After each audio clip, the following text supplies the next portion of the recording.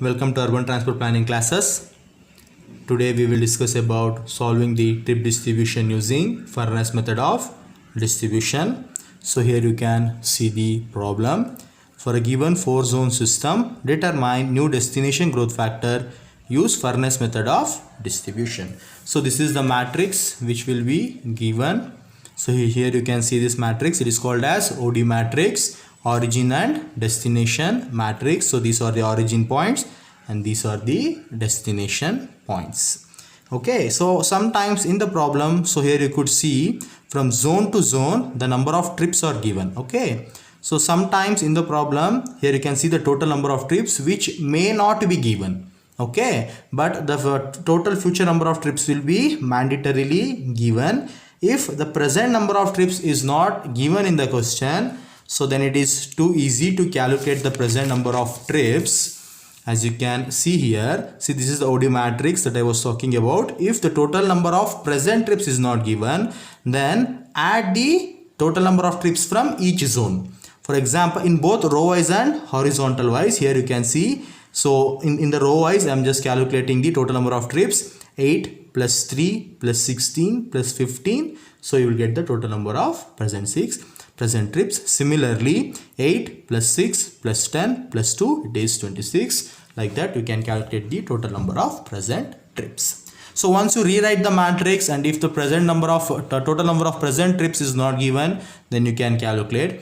Along with that, you need to calculate two growth factors. Sometimes it is also given in question. So the growth factors were nothing but the origin growth factors and the destination growth factor.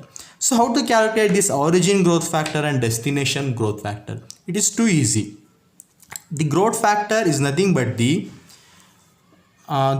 future number of trips divided by present number of trips. So the future number of trips will be given, present number of trips will be known. Just make a division, you will get the growth factors. So in row wise, also in horizontal, vertical wise or column wise. Okay, so once you rewrite the matrix and got all the details, the first iteration will be beginned. So how to calculate this using the Furness method? It is the easiest method. See, once you got the growth factors, so this is called as origin growth factors, and here you will be getting the destination growth factors. So first, take this destination growth factors and multiply to each column. Okay, so this is the first iteration. So the first destination growth factor is 1.5. So for entire column, multiply by 1.5. 8 into 1.5, 6 into 1.5, 10 into 1.5, 2 into 1.5.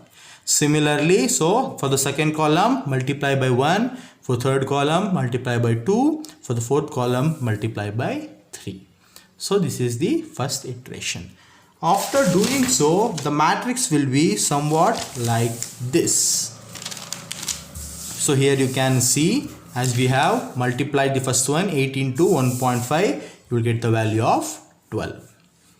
So similarly, you will be able to fill all the matrix. Once you are able to fill all the matrix, which is nothing but the total number of trips after first iteration, now you need to calculate the new total number of trips. Okay, after first iteration, again you need to calculate the total number of trips both in row wise and column wise. 12 plus 3 plus 32 plus 45, you will be getting 92. Similarly, add all the things in this way, and this way, you will get the total number of trips. So similarly, in column wise you add, you will get the total number of trips. So the predicted is nothing but the future number will remains the same.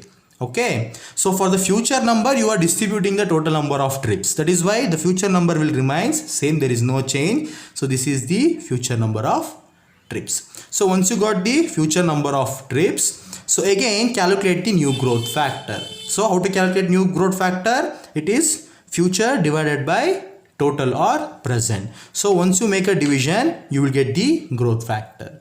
Okay, so here you can see the growth factor of 1 is achieved, that is the destination growth factor, but origin growth factor is not achieved as unity or nothing but 1.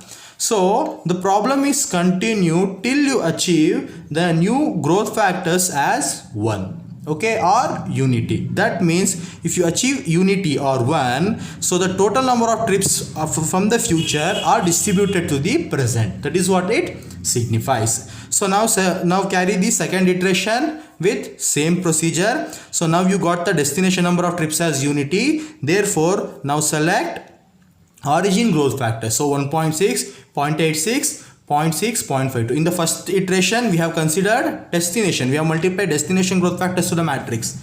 In the second iteration, consider origin growth factors and multiply to the matrix like this. So here you can see 1.6 multiply 12 into 1.6, 3 into 1.6, 32 into 1.6, 45 into 1.6.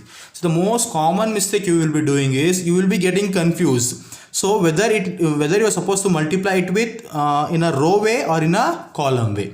If you are using origin growth factor, multiply in the row wise. If you are using destination growth factor, then multiply it with the column wise. That's the thing you are supposed to remember. So after multiplication, this is the matrix you will be obtained. So by the end of it, when you got multiply, so this is the new matrix, it will be obtained.